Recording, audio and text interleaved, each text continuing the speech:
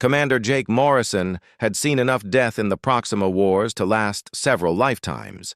The scorched battlefields of Kepler 442b still haunted his dreams, where entire human colonies had been reduced to ash by the dreaded Vyrath. Massive, serpentine creatures that the Galactic Alliance had dubbed Star Dragons. Their crystalline scales could deflect plasma rounds, their acidic breath could melt through titanium hulls, and their intelligence rivaled that of any sentient species in known space. But what made the Vyrath truly terrifying wasn't their physical prowess. It was their apparent hatred for all other life forms. For 3 decades, they had systematically destroyed human settlements, Zephyrian trade routes, and even the peaceful Melloran research stations. The galaxy had united in its fear and loathing of these apex predators, which made Jake's current situation all the more absurd. He crouched behind a fallen meteor on the desolate moon of Titan 7, watching 3 small, vulnerable creatures huddled together in a shallow crater. They were unmistakably Vyrath hatchlings, no bigger than house cats, their scales still soft and translucent, their tiny wings folded against trembling bodies. Their large, iridescent eyes darted nervously at every shadow, and soft, mewing sounds escaped their throats. Jake's targeting system had locked onto them 10 minutes ago. 3 easy kills. 3 fewer monsters to terrorize the galaxy. His plasma rifle hummed softly, fully charged and ready. But something stayed his hand. Maybe it was the way the smallest one kept trying to shelter the other 2 with its inadequate wings.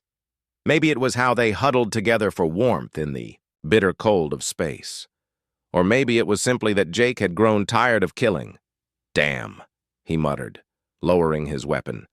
The hatchlings had been abandoned here, likely during the evacuation of the Vyrath nest ship that human forces had destroyed 2 days prior. Standard protocol demanded their immediate termination. Command would court-martial him if they knew he was even hesitating. But as Jake approached the crater, the hatchlings didn't flee. They looked up at him with those impossibly large eyes, not with the savage hunger he'd seen in adult Vyrath, but with something that looked disturbingly like hope. The smallest one took a tentative step forward and made a soft, chittering sound. Its scales, Jake noticed, weren't the menacing obsidian of adults, but rather a pale silver that caught the distant starlight like captured moonbeams. "You're just babies," Jake whispered, holstering his weapon. "Scared, hungry babies." He activated his emergency supply cache and pulled out a nutrition bar. The hatchlings watched intently as he broke it into pieces and scattered them on the ground. They approached cautiously, sniffing the foreign food before tentatively taking small bites. Jake spent the next several hours fashioning a shelter from his emergency kit and debris. He shared his water rations and watched as the hatchlings gradually relaxed in his presence. The smallest one, Jake found himself thinking of it as Pip, even began following him around the small camp. For 3 days, Jake cared for the creatures while waiting for extraction. He told himself it was temporary, that he'd figure out what to do with them once he reached the fleet. But each day, the hatchlings grew more trusting, more playful. They learned to respond to their names, Pip, Storm, and Nova, and would curl up near Jake's sleeping bag for warmth. On the 4th morning, Jake woke to find a massive shadow blocking out the stars. A fully grown Vyrath hung in space above the moon, its 100-meter wingspan creating an eclipse. Jake's blood froze as he recognized the creature's markings. This was a brood mother, one of the most feared Vyrath variants. Its psychic shriek could drive lesser species insane, and its breath could ignite entire atmospheres. The hatchlings began chirping excitedly, their little wings fluttering. They recognized their parent. Jake grabbed his rifle, knowing it was useless. The broodmother could incinerate him before he got off a single shot. This was it, death by the most hated creature in the galaxy, and he'd brought it on himself by showing mercy to its offspring. but the broodmother landed gracefully nearby, folding its massive wings. Its ancient eyes, each one larger than Jake's entire body, focused on him with startling intelligence. The creature's head lowered until it was mere feet from Jake's position, and then, impossibly, it spoke, not with vocal cords, but directly, into Jake's mind with a voice like distant thunder and cosmic wind. "Human, you protected my children."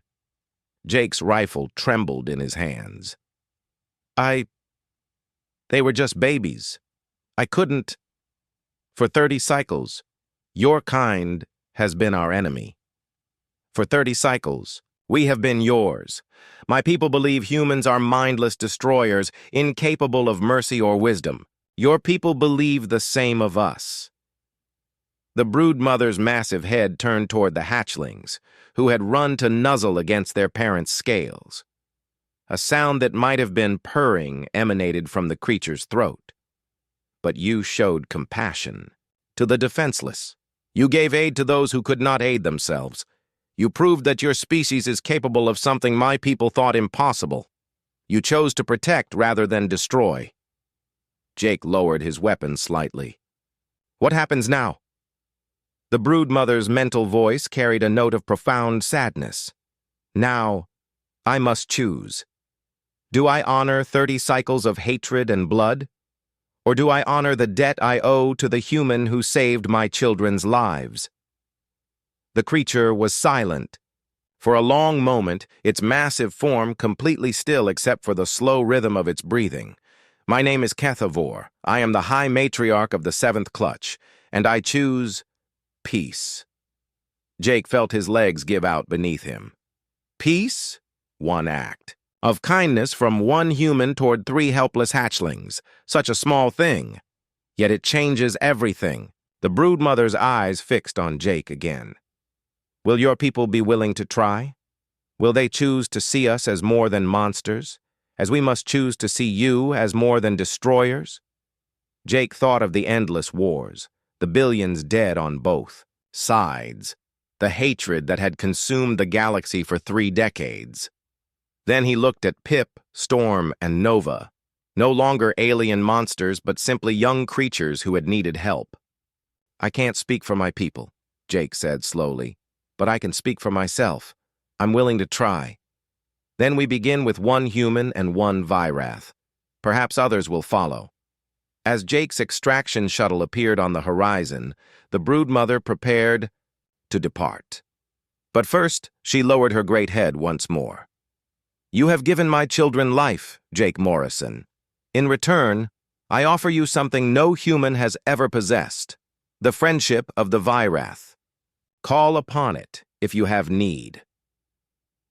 The massive creature launched into space with her hatchlings, disappearing into the star field.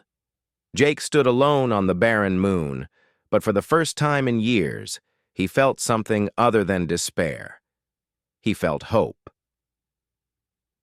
3 months later, when the first Vyrath diplomatic vessel arrived at Terra Station with HFY at the helm, the galaxy would never be the same. But it all began with 1 human who looked at 3 helpless creatures and chose compassion over protocol. Sometimes, the smallest acts of kindness can change the course of history.